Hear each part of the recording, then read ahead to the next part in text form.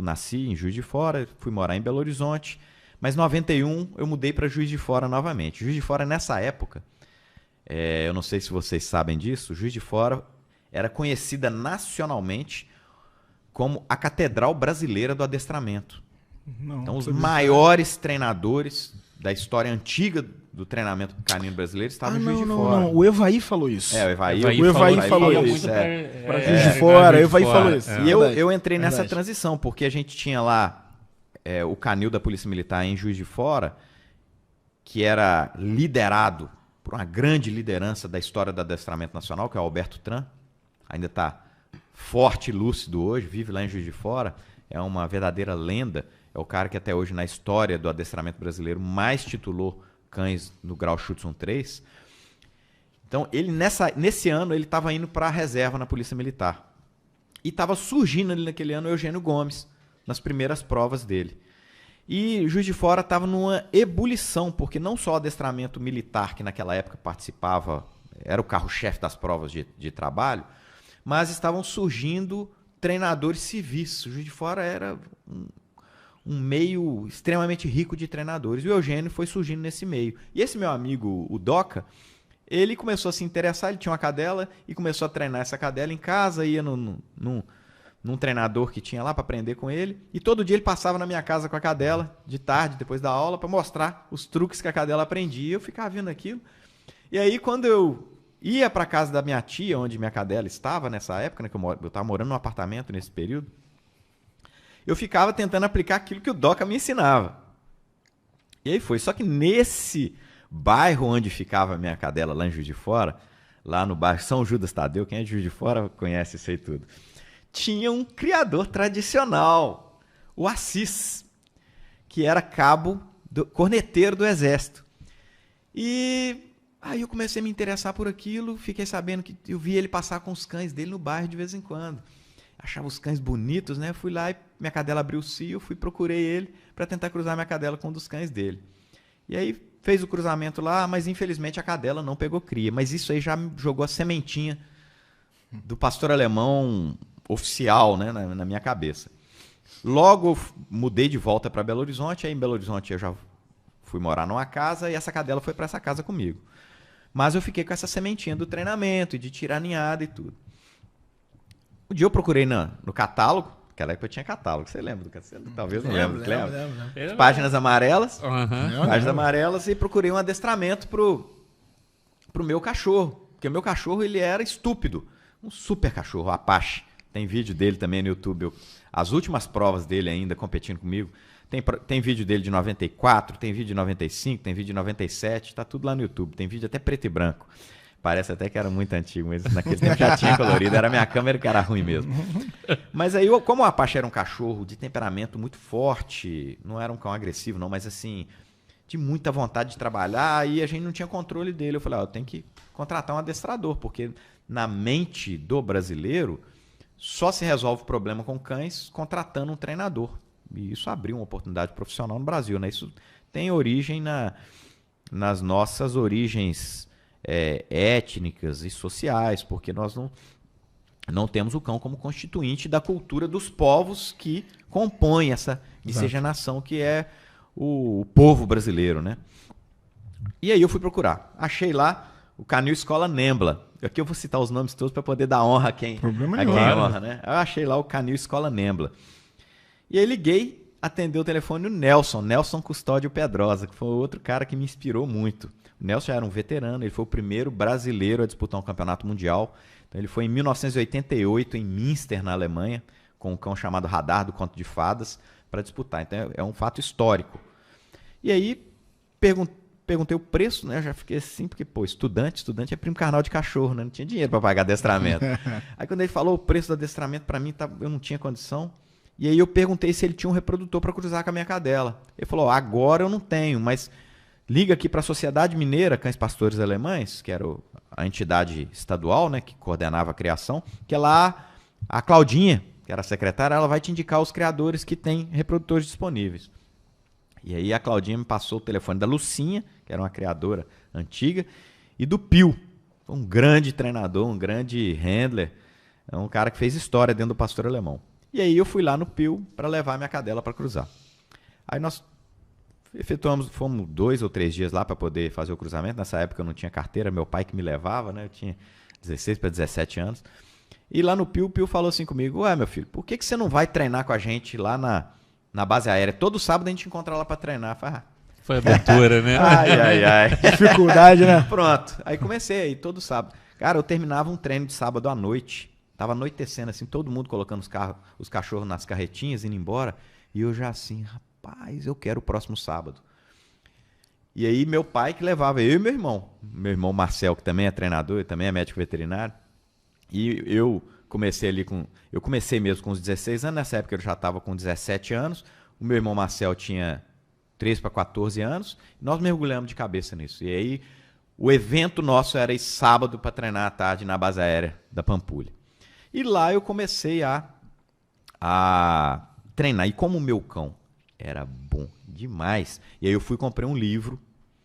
Por sorte, no meio de tanta coisa ruim, eu achei um livro que, apesar da época, da limitação técnica referente à época, era um livro escrito por um médico veterinário do clube alemão, do pastor alemão. Então, assim, eu fui direto na ortodoxia do negócio. E ali tinha um regulamento de provas de adestramento. Então eu já fui treinando o meu cão de acordo com o regulamento da época. E aí cada vez que eu chegava no treino lá na base aérea, quem coordenava o treino era o Seu Brito. O Seu Brito na época já tinha 94 anos, ele coordenava o treino. Caramba. E ele tinha um apito, e era o estilo militar o treino, né? Então punha todo mundo em forma, aí tinha garoto, adolescente, mulher, criança, todo mundo em forma, e ele virar à direita, virar à esquerda, meia volta. E eu achava o máximo aquilo, e o povo, na maioria, achava aquilo enfadonho. Então, a nossa geração, ela não tem essa devoção aos mais velhos, né? Eu fui criado de uma outra forma, então eu gostava demais do Seu Brito. E assim, no fim do treino, quase que só tava eu e meu irmão lá com o Seu Brito, todo mundo já ia, porque o treino era pesado, era maçante, o Seu Brito vibrando ali, porque ele recebeu essa incumbência, ele ficou muito honrado, né? Pô, na idade que eu tô, lembraram de mim. Mas um dia eu cheguei lá e não estava o Seu Brito coordenando o treino. Aí estava o Nelson, que era esse cara que atendeu o telefone meu do Canil Nembla. Aí o Nelson, ele tinha voltado da Alemanha, ele sofreu um impacto violento lá. Foi uma experiência terrível para ele, porque ele tinha sido campeão latino-americano, não existia internet, não tinha nada. Ele pensou, logo eu posso disputar o Mundial. E o proprietário do cão, que era uma pessoa de posse, juntou as pessoas no Brasil, não, vamos para o Campeonato Mundial. E ele foi para o Campeonato Mundial. Ele passou 18 dias na Alemanha prévios ao Campeonato Mundial e o cão dele não farejou, não obedeceu e sequer conseguiu morder o figurante. Tamanha a diferença do que ele viu lá, o trabalho dos figurantes, foi assustador para ele. E aí ele entrou no Mundial, o cão dele sequer deu partida na pista, no faro. Quando foi para obediência, o cão dele não fez nada. Quando foi para proteção, o cão foi direto para o último esconderijo, chegou lá, olhou para o figurante e falou, o quê? Vai você, eu não vou não, e foi embora. Então ele não fez nada. E ao invés das pessoas no Brasil olharem essa experiência e falar, pô, o que nós podemos aprender com isso? Ele virou a malhação do Judas, né? Ficou em cima dele. E aí o Nelson ficou muito triste, não só com a experiência. Pensa bem, o cara não sabia falar alemão, não sabia falar inglês. Chegou lá, ficou perdido, sozinho na Alemanha, num frio louco. Ele me relatou que ele foi só com a calça jeans e uma jaqueta jeans.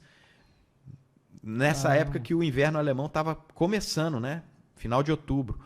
O Campeonato Mundial sempre ocorre no mês de outubro. E aí ele ficou chocado. E ele falou que o pessoal alemão que recebeu ele lá tentava ajudar ele o tempo todo, mas com um dicionário de alemão, e era uma luta. E ele ficou muito, muito chocado, mas ao mesmo tempo ele ficou impactado, porque ele viu lá a realidade dos clubes. Então, só para vocês terem uma ideia, a atividade com cães de maneira formal, ela existe na Alemanha, se a gente pode traçar uma data, desde 1881, quando foi fundada a Escola Militar de Cães de Berlim. Isso formalmente. Então, olha a cultura deles nesse assunto.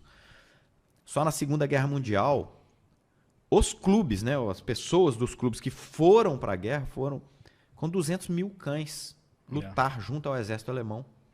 Fora os 600 mil cães que já eram das forças.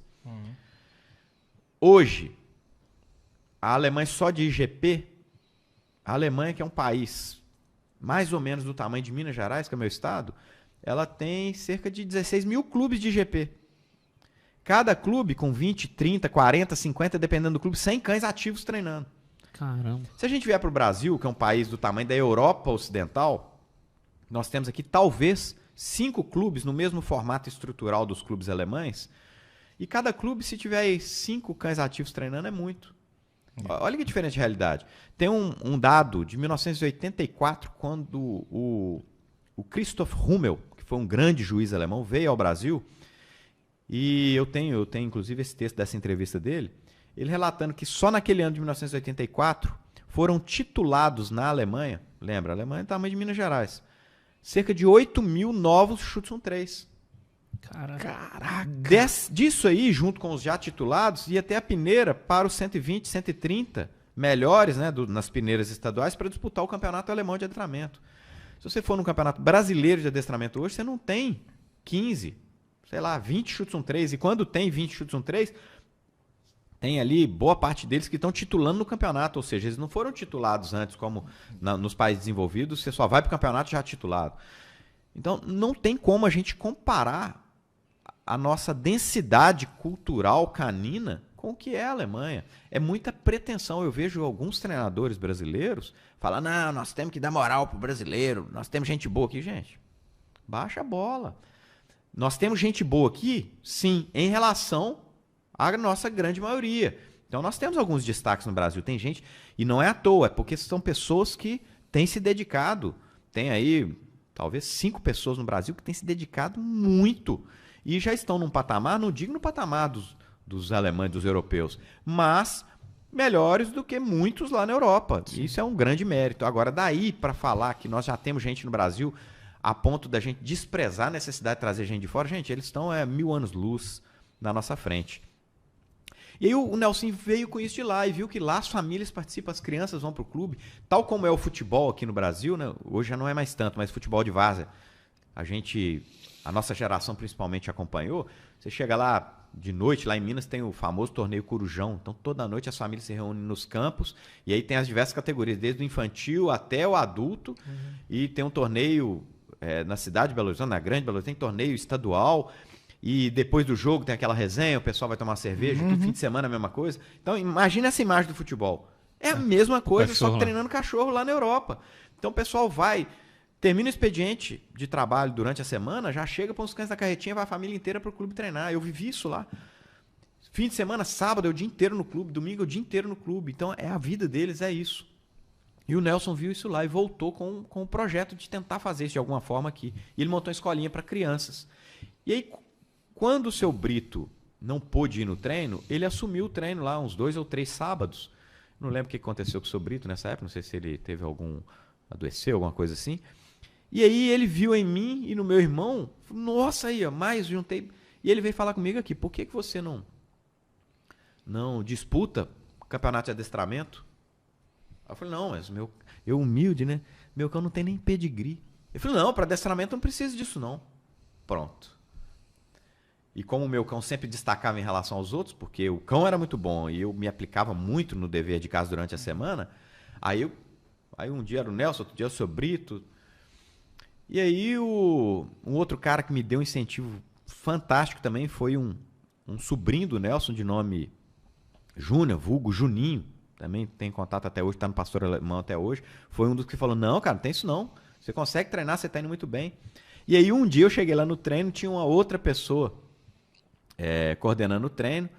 Eu não gostei muito da forma que o treino foi conduzido, porque o treino foi conduzido mais para cães de exposição.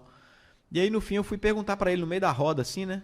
Não, porque eu queria treinar, porque eu tô querendo levar meu cão para uma prova de adestramento. Aí ele olhou assim para mim, começou a rir. Aí todo mundo ele puxou a risada de todo mundo. Nossa. Aquilo me fez raiva.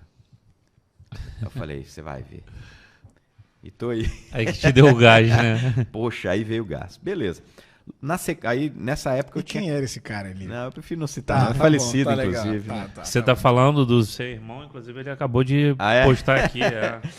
E aí eu passei no vestibular e fui fazer o meu curso de veterinária. Interessante, porque nesses treinos lá, eu conheci um cara chamado Jefferson, não é Jefferson, não é Jefferson mesmo, que era um criador famoso da época, e ele me falou, não, adestramento é assim, legal você ir para adestramento e tudo. Só tinha exposição, né? O adestramento era algo meio paralelo e proscrito em relação ao meio de exposição, e sempre ligado ao meio militar. Aí ele falou, você tem que ver o cachorro que foi campeão brasileiro no CG3. CG3 era o termo nacionalizado para o Schutzhund 3 na época. CG3 ano passado, referindo-se a 92. Era um cão da Polícia Federal. Grave isso aí, porque daqui a pouco eu vou falar que cão que era esse. O cão chegava na barraca, o termo usado na época era barraca, latia e pulava dessa altura, porque os cães não latiam no esconderijo na época, não tinha técnica para ensinar isso. Mas esse cão, como ele foi treinado por um cara que tinha ido para a Europa e tudo, daqui a pouco eu conto a história, ele chegou revolucionando, de certa forma, o adestramento. Ele tinha sido campeão brasileiro em 92. Mas esses cães, tudo pastor alemão? Tudo pastor alemão. Na época não existia outra raça treinando, não. Tá. A história do adestramento brasileiro é uma história do pastor alemão brasileiro. Tá. Sempre junto.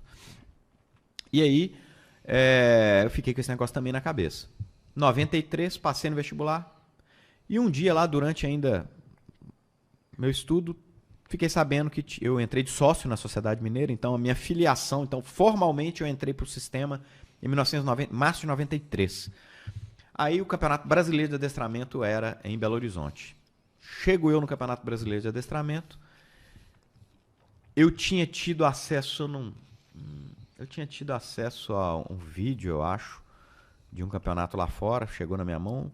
E quando eu chego no Campeonato Brasileiro de Adestramento, eu vejo duas coisas que me deixam impactado. Uma foi o Eugênio, de Juiz de Fora, que foi o primeiro campeonato brasileiro que ele disputa, e ele foi campeão brasileiro ali. E era muito diferente, por quê? Porque a gente só via ou policiais, militares, basicamente militares, ou, eventualmente, quando não eram policiais militares, foram para a reserva e agora estavam competindo profissionalmente. Então era um meio profissional.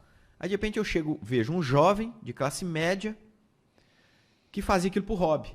E foi o campeão brasileiro daquele ano dando um show, porque o Byron, o cachorro dele, o trabalho era totalmente diferente. Mas por quê? Porque o cão era dele, não era de um cliente. Na época os cães eram de clientes ou era da polícia. Então o cão convivia com ele, o cão era um amigo dele. Era o mesmo caso desse meu cão, que eu já estava, inclusive eu entrei em prova logo na sequência, minha primeira prova.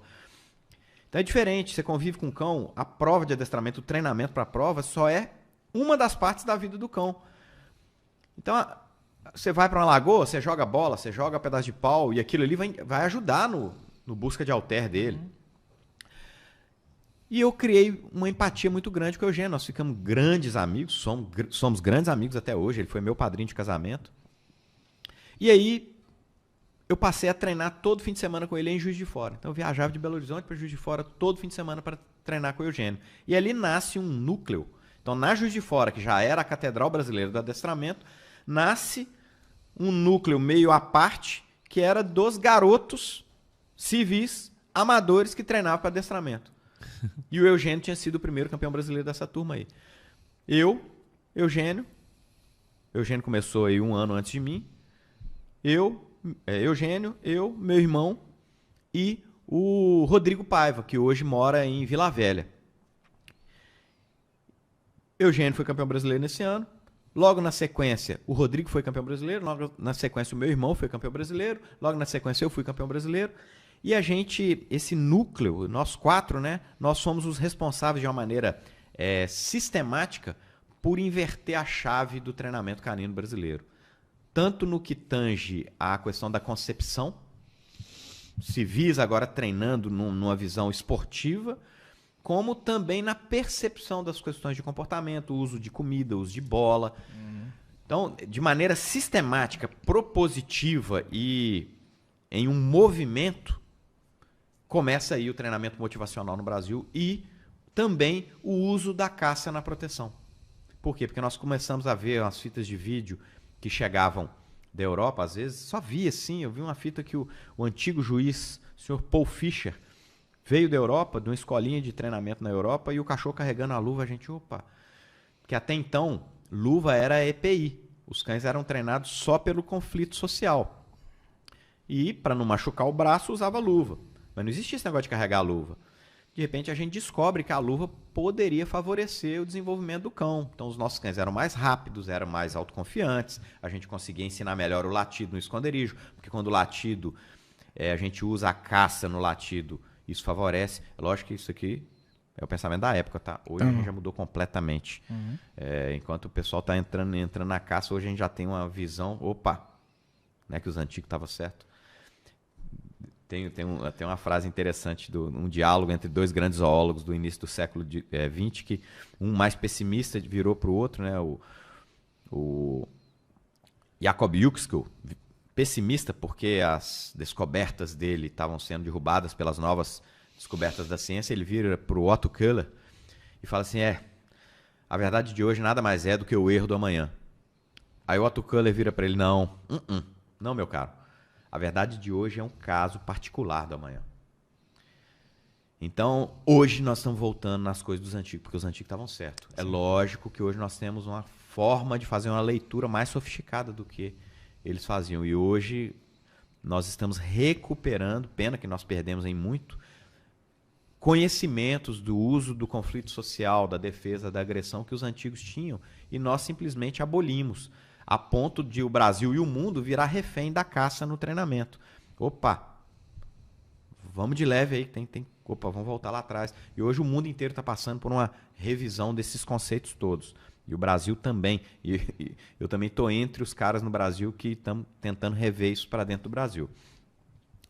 E aí a gente começa a treinar e começa a ter resultado no campeonato. Eu na faculdade, mas cadê que eu conseguia me dedicar a grade imposta pela faculdade. Eu com esse fascínio pelas coisas que eu gostava, sempre só consegui fazer o que eu gostava. Meu negócio era viajar e competir, viajar e competir, viajar e competir. A faculdade foi ficando. Atrasei muito a formação do meu curso, mas em 1997 eu fico conhecendo, na verdade eu conheci em 95, mas sem criar laço de amizade. Em 97 eu começo a criar laço de amizade com essa pessoa que foi campeã brasileira em 92, com esse cão que ninguém entendia por que ele comportava daquele jeito, que foi o Antônio Miranda, que à época era chefe do Canil Central da Polícia Federal em Brasília. Ele que coordenava todo o programa de treino de cães de detecção de drogas no Brasil e coordenava a escola, que era no Canil Central lá em Brasília. Eu fico conhecendo ele nesse Campeonato Brasileiro em 97, que até tem vídeo na internet, eu competindo com o Apache. Nesse campeonato, o Eugênio torna-se campeão brasileiro, com o Byron, novamente no Schutzhund 3.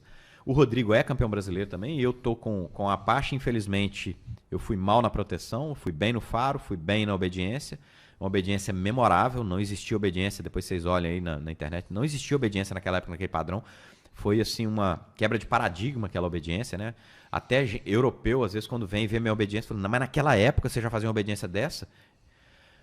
E a gente teve uma reunião ali, eu, Rogério Sandoval, o Éder de Silvio, o Roquete, na época ele era um primeiro-tenente aviador da aeronáutica, que estava entrando nesse mundo, e o Sérgio Voscaboni, que competiu muitos anos, agora já não está mais no meio. E a gente resolve fazer algo que, na verdade, a gente já fazia, mas agora tomou uma proporção maior. A gente encontrava em Juiz de Fora, porque Juiz de Fora era o nosso refúgio. Por causa da minha origem. Eu era de lá, meu irmão de lá, o Rodrigo morava lá, o Eugênio morava lá. Então a gente, todo final de semana, feriado, férias, passava junto treinando. E aí agora a gente conhece pessoas que têm uma cabeça igual a nossa. Eram amadores, eram pessoas que tinham uma visão da necessidade de se intelectualizar um pouco o treino, porque a gente precisava de compreender um pouco melhor como é que funcionavam as coisas. O Éder tinha acabado de voltar dos Estados Unidos, o Miranda já tinha ido à Alemanha várias vezes. Então a gente monta uma proposta de fazer um encontro em Juiz de Fora. E a gente passou 15 dias treinando junto em Juiz de Fora. Ali nasce o que depois eu mesmo também denominei de treinão. Então ali começa uma reunião, vinha gente de São Paulo, do Rio e tudo, Evaí chegou aí. Evaí falou, e a gente passava a encontrar em Juiz de Fora. Algo que no início era só nós 4, Eugênio, eu, meu irmão e Rodrigo, agora pessoas de outros estados passavam a treinar lá conosco. O termo treinão eu criei em 2005. Então lá na frente, depois da gente continuar já fazendo isso anualmente, todas as férias a gente reunia em Juiz de Fora. O Gustavo de Vitória, que foi um grande amigo nosso também. Aí em 2005 eu falei, gente, a gente tava num treinão, falei, gente, vamos criar um nome para isso aqui. Aí eu falei treinão. Aí nessa época tava a Regina. Regina, que é criadora de Rottweiler, hoje está em Teresópolis. Ó, Regina. Cristina, gente. Cristina, que é criadora de Rottweiler. Não, é porque tinha uma Regina na época também, que era aqui do Rio também. A Cristina, nessa época, ela tinha um canil lá em Guaratiba. E aí eu falei o termo treinão, ela falou, gostei desse termo aí. E aí ficou o termo treinão. E depois aí todo mundo roubou meu termo, né? Todo mundo usa o termo treinão aí, mas aí nasce o treinão. Beleza, mas nesse treinão de janeiro de 98, o Roquete, que era um cara ele era atleta de tênis da Força Aérea, um cara extremamente disciplinado, compenetrado, ele traduziu o livro do Reiser. A gente não tinha ideia que era o livro do Reiser. O Reiser foi um cara que revolucionou o treinamento canino mundial. Ele vai muito além de treinador bem-sucedido. É um cara que foi diversas vezes campeão alemão, mas ele transcende a capacidade de treinamento, de figuração. Ele está num nível do pensamento. A gente tem 3 ícones do pensamento canino, do cão de trabalho mundial. O primeiro é o coronel Konrad Most, do início do século, do exército alemão. O segundo é o Helmut Reiser. E o terceiro agora o Bart Bellon, que já é da nossa... Assim, é de uma geração anterior à minha, mas é contemporâneo, né, ainda. Então esses são os 3 grandes pensadores de maneira universal do treinamento canino. E aí ele traduziu o livro do Reiser. Ele falou, Marcos, você tem que conhecer isso aqui. Em Juiz de Fora, né, o Roquete virou para mim, você tem que conhecer isso aqui. Eu falei, o quê? Ele a caça, defesa, agressão, isso, aquilo, como que o cão aprende, condicionamento instrumental, condicionamento clássico. Só que ele fez assim e fez assim. Eu falei, porra.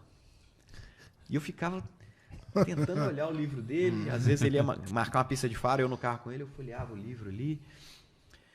E ele me explicou que era o livro do Reiser, o impacto que o livro do Reiser teve em 1979, quando ele lançou esse livro e dividiu a história mundial do treinamento canino, né? E eu fiquei louco com esse livro. Só que ele me deu o livro dele, não, e não deixou eu ler, não deixou eu tirar cópia nem nada. Aí eu cheguei em Belo Horizonte, nessa época eu estava fazendo faculdade, né?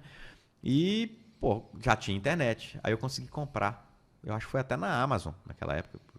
Consegui comprar o livro. E ficava esperando, demorava 2 meses para chegar, 3 meses para chegar um livro desse no Brasil. Quando chegou, aí quando eu olhei, pô, tá em inglês. Eu não sabia nada de inglês, né? Aquele inglês de colégio.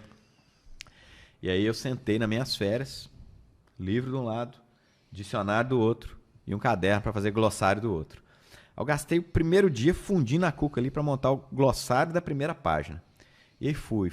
Com o passar do tempo, aí eu já era fluente, não em inglês, mas em Reiserês.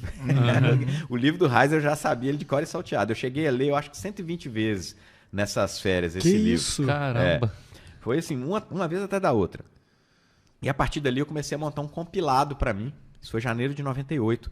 Comecei a montar um compilado para mim comportamental. Eu passei a compreender melhor o meu cão e tudo. Comecei a mudar coisas na minha ideia sobre o treinamento.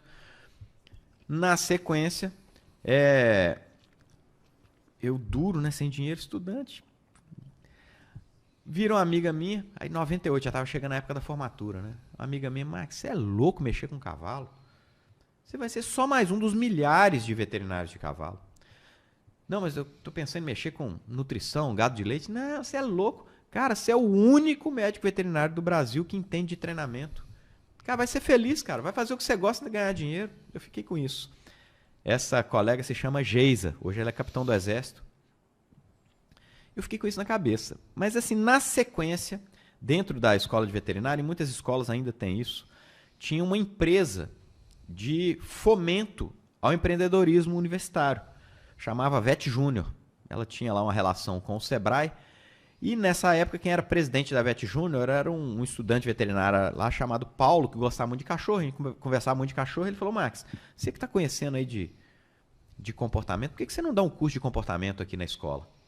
E assim, nesse meio tempo, aí que eu esqueci mesmo as coisas formais da escola. Por quê? Porque eu descobri na biblioteca da escola de veterinária, que é uma mega biblioteca, eu descobri umas prateleiras empoeiradas, cheias de teia de aranha, que ninguém visitava, que eram os livros de comportamento. Eu falei, gente... E aí eu olhava ali na bibliografia, tinha alguns nomes que estavam ali naqueles livros. E eu comecei, aí eu me enveredei pelo comportamento. Minha vida era dentro da biblioteca, estudando,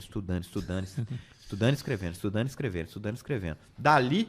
eu fui para a biblioteca da Faculdade de Filosofia, depois fui para a biblioteca da Faculdade de Psicologia, depois fui para a biblioteca da pós-graduação do Instituto de Biologia, de Ciências Biológicas, e montei um compilado teórico. E aí o cara falou, monta um curso aqui para a gente. Eu fui e organizei um curso, centrado no livro do Heiser e nesses outros incrementos que eu tinha, e fiz um curso para os alunos da escola de veterinária, curso noturno. O curso de veterinária é um curso integral, né? Um curso muito pesado, aula o dia inteiro. Mas de noite, eu dei meu primeiro curso de comportamento. Uma semana. Tinha quantos anos aí? Eu devia ter aí uns 26 anos. E foi um sucesso total, porque não existia comportamento em veterinária. Nessa época, o único nome que tinha em comportamento animal na veterinária brasileira era o professor João Telhado, do Rio de Janeiro. Mas é uma área completamente diferente da área que eu passei a inventar daí para frente.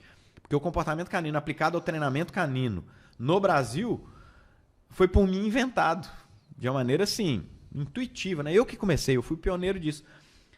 E aí o curso foi tão bem sucedido que no próximo semestre o Paulo falou, e eu paguei minhas contas, nossa, ganhei uma graninha boa, nunca tinha visto tanto dinheiro na minha vida. Realmente o conselho da Geisa foi bom. Aí o Paulo, Max, vamos fazer outro curso daquele? Só que como foi bem sucedido para ele também, ele abriu o curso para outras universidades. Então veio aluno de Lavras, de Uberlândia, e inclusive alguns alunos da Polícia Militar. E aí começou a correr no meio da Polícia Militar esse meu curso. Na sequência, o pessoal da Polícia Militar do Espírito Santo me chama para dar esse curso lá. E aí eu fui dar o curso em Vitória. E aí pronto, dali pro mundo, né? Aí comecei. Logo, aí me formei, aí acabou outras coisas. Era só cachorro. Eu descobri que eu podia ganhar dinheiro com cachorro. Quem faz o que gosta vive de férias, né? Aí eu consegui entrar pro Exército, exatamente na vaga que eu queria, na companhia de PE, onde tinha canil. E ali eu passei a revolucionar o treinamento dentro da minha companhia. Eu transformei a concepção de treinamento da minha companhia. E eu lembro uma vez, num congresso de veterinários militares, né? Na época, capitão Vinícius, hoje deve ser coronel já, nem sei se está nativo ainda, veterinário. Ele virou para mim, Max, você está muito no discurso. Eu era aspirante ainda, né? Eu estava no primeiro ano de exército, mas como eu já tinha uma bagagem de 10 anos no meio competitivo civil, eu entrei com o gás todo. E ele chegou, Max, você está falando muito, cara, você está precisando de mostrar resultado. Eu fiquei meio mordido com aquilo. Tô falando com essa liberdade usando o nome dele, porque é um amigo, né? Um cara que... e aí, eu fiquei com aquilo, né? 2003. Já ia bater aqui. 2003, o primeiro cão da história do Exército a sagrar-se campeão brasileiro de adestramento. E, além disso, foi a melhor proteção de todo o campeonato. 62 cães competindo. Pronto. Aí agora o Exército Brasileiro fala, nossa, tem um segundo-tenente lá em Belo Horizonte que talvez tenha algo a nos ensinar. E aí começaram a me chamar para dar instrução. Aí eu comecei a ir para a 5ª CPE em Curitiba, a base aérea de Santa Maria, e aí as unidades militares das Forças Armadas começaram a me chamar. E aí eu comecei a levar esse curso cada vez mais bem montado, cada vez mais evoluído, trazendo a necessidade de se pensar sobre comportamento para treinar cachorro, porque cachorro é vida, cachorro é emoção, cachorro é comportamento. Sim. Antes treinava cachorro de maneira mecânica. Tem que andar junto, então você está arrastando o cachorro junto daqui até lá. Não, vamos mudar a percepção, vamos entender que nasce vida de dentro dele. E se eu conseguir manipular essa vida, essa energia, eu tenho uma vida trabalhando para mim. Além de ser mais satisfatório para mim, é mais satisfatório para ele e é mais bonito para quem está vendo. Então eu passei a influenciar muito as Forças Armadas, basicamente, principalmente a partir desse credenciamento que eu tive quando esse cão foi campeão brasileiro com um soldado da minha companhia. Então, assim, eu ainda fiz questão de não ser comigo, ser com um soldado para mostrar que, opa, tem vídeo desse cão, inclusive na internet, Foi um cão muito bem treinado, cão com suas limitações, era um cão de linhagem de exposição. Mas, voltando ao ano de 97, nessa conversa, poucos meses depois, me liga Sérgio Voskabonic, que era esse médico que foi disputar o Campeonato Mundial em 97. Logo após esse nosso Campeonato Brasileiro, ele foi para o Campeonato Mundial para ver qual é, em Lucerna, na Suíça, junto com o Lucas Mancini, que é um outro juiz de trabalho também, que é uma pessoa que tem um papel histórico muito grande no Brasil. Eles vão em Lucerna, na Suíça, voltam de lá. Então, pela primeira vez agora vai uma equipe, né? Foi uma dupla. O primeiro foi em 88, agora quase 10 anos depois, em 97. Vai o Lucas Mancini com o Brando von Schwartenswinger, um grande cão que chegou no Brasil na época de trabalho. Esse cão, ele era filho do Fero von Zeuterner Hilmerreich, que é um dos 4 pilares meio que da recuperação do cão de trabalho no mundo a partir dos anos 80. Então nós temos aí 4 pilares dessa época, é o Fero, Guild Kobelbar, Minkhaus Whitfield e um cão da Alemanha Oriental, que é o Lord Gleisdreieck. Então a criação de cães de trabalho no mundo, ela passa por um processo de recauchutagem no final dos anos 80 para os anos 90, quando percebeu-se que, estamos indo para o caminho errado, pela influência do que estava acontecendo nos cães de exposição. E aí chega no Brasil nada mais nada menos que um filho desse cão. E aí o Roquette estava na Alemanha fazendo um curso na academia de Stockenbruck, que era uma academia estadual de polícia lá. O Roquette vê a oportunidade de comprar uma cadela da academia, liga para o Sérgio não tinha condição de comprar na época, eu acho que ele não tinha lugar na casa dele. Ao Sérgio, como tinha me conhecido nesse campeonato, me liga, eu junto com os empresários lá em Belo Horizonte, a gente consegue trazer essa cadela. Como foi um negócio bem sucedido, a cadela era extraordinária, na sequência a gente compra mais uma cadela da Academia da Polícia Alemã. E a gente cria algum vínculo com o Werner Rappen, que era um instrutor muito famoso e antigo lá da academia. A gente aproxima o vínculo do Antônio Miranda e do Roquette, e aí inicia de fato a criação de cães de trabalho no Brasil. Não que tenham sido os primeiros cães de trabalho que entraram no Brasil foram em 1988, esse cão que eu falei que foi campeão brasileiro em 92, o Antônio Miranda foi para a Academia de Stockenbruck, foi a primeira vez que um brasileiro vai fazer um curso fora. Ele foi para a Academia de Stockenbruck e lá eles compraram o cão que faria o curso com ele e que viria para trabalhar com ele aqui na Polícia Federal. Esse cão era conhecido no meio aí como Carlo, era o apelido que ele tinha, mas o nome dele era Clint Van, que era holandês esse cão, né? Van Astreng, acho que é mais ou menos assim a pronúncia, que era um cão filho do Jurka von Tikkerhoek, de criação, um cão importante da Holanda, que era filho de um grande reprodutor. Eu tô assustado com a sua memória, que você lembra o nome dos cães, cara. Sobrenome. Caraca, eu tô assustado. Ele era neto do Sagus Busecker-Schloss, que foi um grande nome da história do cão de trabalho mundial. E aí ele traz esse cão, treina esse cão. Na verdade, durante o período dele lá na Alemanha, os policiais, eles vivem também a vida dos clubes. E aí ele passou, enquanto ele estava fazendo curso lá, treinar com o pessoal do clube e despertou para o negócio. Quando ele volta para o Brasil, ele vai procurar o meio de prova no Brasil e começa a treinar. Em 92 ele é campeão brasileiro. Então esse é o primeiro cão, que a gente chama de cão de trabalho, que entra no Brasil. O segundo cão, na verdade, foi uma cadela, que também foi um policial federal, de nome Reginaldo Aranda, que muitos conhecem, que foi também para a academia fazer um curso e nesse networking dele lá ele consegue comprar no clube uma cadela de nome Franzi von Postorn. E ele vem com essa cadela, se eu não me engano, em 95. Mas o Carlo não tinha cadelas para cruzar com ele aqui, cruzou com cadelas de exposição, então não deixou prole de cão de trabalho. A Franzi não tinha um reprodutor também para cruzar com ela, acabou cruzando com alguns cães de exposição, deu alguma produção aí, principalmente no sul, né, que o Aranda morava lá, mora ainda no Rio Grande do Sul, ele é gaúcho. E em 97 vem essas duas cadelas. Um em 97 e outro em 98. E aí começa, de fato, a criação sistemática de cão de trabalho no Brasil. Uma cadela que o apelido dela era Peg, o nome dela era... A segunda era a Ellie, o nome era Anja von den Sennequellen. E a primeira, a Peg, uma cinza negro, que chamava Chandra von den Sennequellen. A Peg foi campeã brasileira no ano seguinte. e começou a criar. Então, assim, a criação começa ali. A Ânia também chegou a disputar campeonato brasileiro. E a criação toda brasileira tem como seu ponto de partida essas minhas primeiras 2 cadelas a partir de 97 e 98.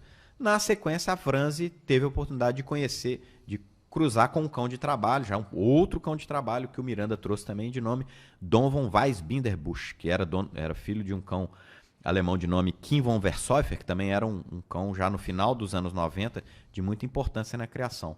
E aí a Franzi passa a integrar a criação nacional. Depois o Miranda traz um grande cão, um cão lendário, de nome Ack von Muschheider Taisch, que também foi um cão extremamente importante para a criação nacional. E aí a criação nacional de cão de trabalho começa a desenvolver. Aqui eu fiz um breve resumo do que foi a nossa... Essa época você já tinha o seu canil? Não, eu trabalhava para o canil do Nélio Brant Magalhães. Nélio Brant, ele era um diretor do Banco Rural nessa época. Ele era presidente do Clube Atlético Mineiro e ele me recebeu de braços abertos na casa dele, porque eu não tinha lugar para deixar meu cão. Ele viu o meu cão numa prova, ele ficou fascinado com o meu cão, ele já tinha um canil grande, mas ele gostava mesmo de adestramento. Ele viu o meu cão numa prova em 94, ele ficou louco, porque o meu cão era diferente de todos. Calda banana, assim, tudo rápido. Ele falou, eu compro o seu cão. Que é jeitão de quem tem dinheiro, né? Eu compro o seu cão. Eu falei, não, isso aqui é meu amigo. Amigo a gente não vende, não. Aí ele falou, então vai, leva o seu cão lá para treinar no meu canil. Aí vai eu, quando eu entro no canil dele, eu falei, que maravilha, era um negócio assim do outro mundo.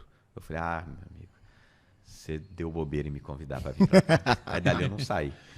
E ali viramos grandes amigos, especialmente o filho dele, virou um grande amigo meu. Nélio foi meu padrinho de casamento também.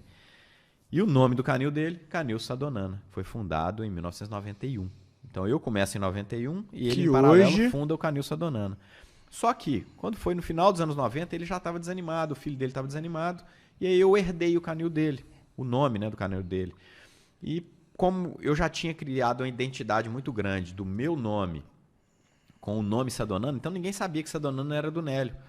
Sadonana, um canil que começou com criação de cães de exposição. Eu me envolvi muito com exposição, porque para mim era aquilo ali, que era o pastor alemão, né? Até eu descobri que aqueles cães não conseguiam fazer o que o meu cão, que não tinha pedigree, fazia.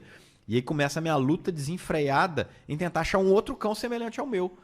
E aí cabe um nome importante aqui, o Luiz Burlamac, um criador antigo de Belo Horizonte, que foi quem falou, não, Max, você está no caminho errado. Existe um tipo de cão próprio para isso que você está querendo. Eu fui na Alemanha assistir mundiais e o cão é outro. Ele era dono desse cão que disputou o Mundial de 88. E foi quando eu comecei a busca pelo tal cão de trabalho. Se você tem alguma dúvida sobre esses assuntos que falei anteriormente e quer tornar-se um adestrador, um treinador de verdade, convido você a conhecer o meu curso. Lá você vai ter fundamentação técnico-científica para não só tirar essas falácias da sua cabeça, treinar os seus cães de maneira verdadeira e ter condição de argumentar com os seus clientes de tal forma que a gente possa difundir o verdadeiro conhecimento e a cultura canina em nosso país. Meu nome é Max Macedo, eu sou médico veterinário, treino cães há mais de 30 anos e gostaria de convidá-lo a conhecer o meu método no curso Entendendo o Aprendizado Canino, o Guia Definitivo.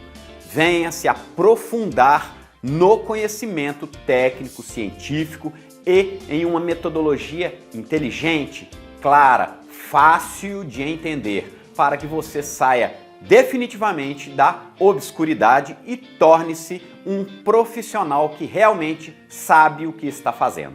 Vamos treinar os nossos cães para a vida.